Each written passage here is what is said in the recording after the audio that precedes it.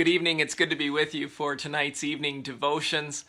Last night, when we finished the evening devotions, Peter was talking about the end when Jesus comes and the preparation that he's encouraging Christians towards and how they should be ready for that day and anticipate it coming even when Jesus seems delayed.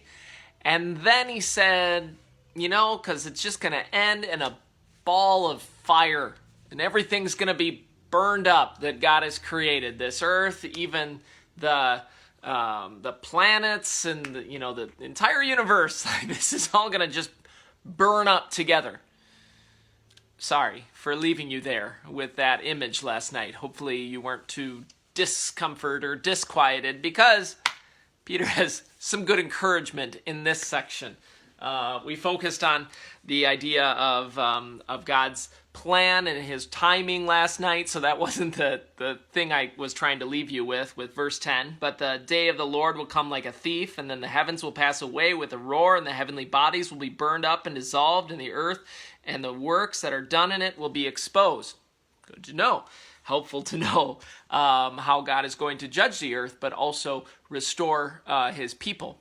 So then, Peter says, knowing that, since all these things are thus to be dissolved, when you look at the world around you and the things that you put energy in or effort into, the house that you fix up, or maybe you've done some painting in or restoring during some of these stay-at-home times, the garden that you plant so that you would have food outside that we're hoping will grow. You can think of a lot of different things. All those things will be dissolved, will pass away, will be burned up. So he says, since you know that reality, what sort of people ought you to be in lives of holiness and godliness? He's trying to bring back a lot of the things that he's talked to these Christians about and to us about in understanding who God is for us.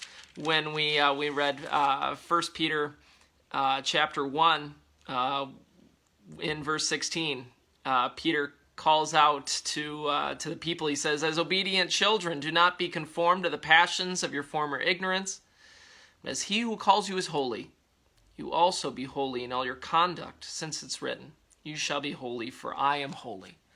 This is God's desire and will for us. And then in 2 Peter, he says in chapter 1, verse 3,